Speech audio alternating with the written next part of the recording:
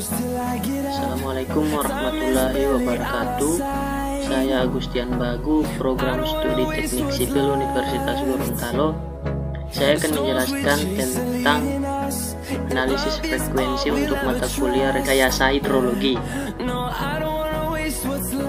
Pendahuluannya, dalam melakukan analisis hidrologi sering dihadapkan kepada kejadian-kejadian ekstrim seperti banjir dan kekeringan. Banjir mempengaruhi bangunan-bangunan air seperti bendung, bendungan, tanggul, jembatan, gorong-gorong, dan sebagainya. Bangunan-bangunan tersebut harus direncanakan untuk melewatkan debit banjir maksimum yang mungkin akan terjadi. Tujuannya yaitu mencari hubungan antara besarnya kejadian ekstrim terhadap frekuensi kejadian dengan menggunakan distribusi probabilitas. Dengan analisis frekuensi akan diperkirakan besarnya banjir dengan interval kejadian tertentu seperti 10 tahun, 100 tahun, dan 1000 tahun. Parameter statistik yang pertama yaitu hujan rata-rata disimbolkan dengan X. Yang kedua, standar deviasi disimbolkan dengan SD. Yang ketiga, koefisien skewness disimbolkan dengan CS. Yang keempat, koefisien variasi disimbolkan dengan CP. Yang terakhir, koefisien kurtosis disimbolkan dengan CK. Untuk mencari nilai hujan rata-rata digunakan rumus X bar sama dengan sigma XI dibagi N, di mana X bar sama dengan nilai hujan rata-rata, XI sama dengan nilai pengukuran dari suatu curah hujan yang pertama, N adalah jumlah data hujan. Untuk mencari nilai standar deviasi yaitu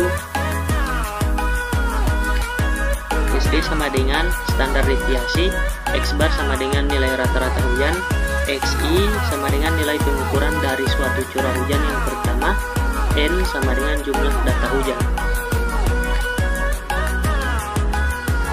Untuk mencari koefisien variasi, CP adalah nilai perbandingan antara standar deviasi dan nilai rata-rata. Rumusnya yaitu CP sama dengan SD dibagi X bar, di mana CP sama dengan koefisien variasi curah hujan, SD sama dengan standar deviasi, X bar sama dengan nilai rata-rata dari data sampel curah hujan. Untuk mencari nilai koefisien skewness atau CS digunakan untuk mencari derajat ketidaksimetrisan dari suatu bentuk distribusi, di mana CS sama dengan koefisien kemancangan curah hujan, sigma sama dengan standar deviasi dari populasi hujan, SD sama dengan standar deviasi dari sampel hujan, mu sama dengan nilai rata-rata dari populasi curah hujan, X bar sama dengan nilai rata-rata dari data sampel curah hujan, XI sama dengan curah hujan yang KI, N sama dengan jumlah data curah hujan, alpha sama dengan parameter kemencangan.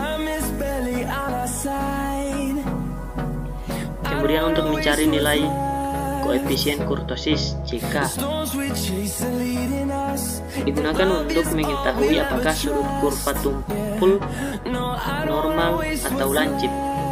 CK sama dengan 3 normal, CK lebih kecil dari 3 lancip, CK lebih besar dari 3 tumpul, di mana CK sama dengan koefisien kurtosis curah hujan, N sama dengan jumlah data curah hujan, XI sama dengan curah hujan yang KI, X bar sama dengan nilai rata-rata dari data sampel curah hujan, SD sama dengan standar deviasi. Jenis-jenis sebaran dari analisis frekuensi yaitu normal sama dengan CS sama dengan 0, CK sama dengan 3. Untuk bundel tipe 1 syaratnya yaitu CS lebih kecil atau sama dengan 1,1396, CK lebih kecil atau sama dengan 5,4002.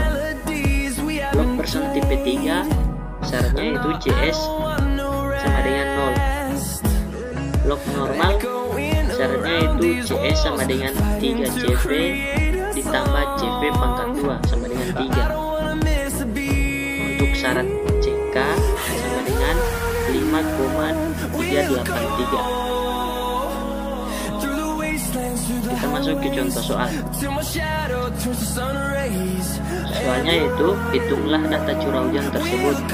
Kemudian tentukanlah yang pertama nilai rata-rata, yang kedua standar deviasi, yang ketiga koefisien skewness, yang keempat koefisien kurtosis, yang kelima koefisien variasi, dan yang terakhir jenis sebaran. Ini adalah nilai hujan maksimal yang terjadi setiap tahunnya dalam jangka waktu sekitar 20 tahun.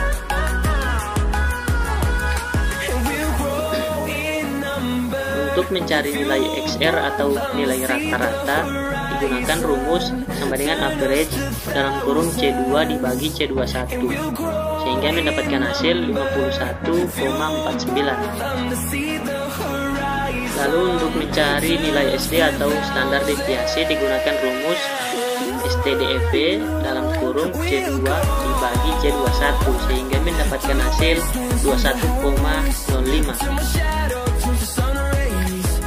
Untuk mencari nilai CS atau koefisien skewness, digunakan rumus sama dengan Q dalam kurung C2 dibagi C21, sehingga mendapatkan hasil 2,202.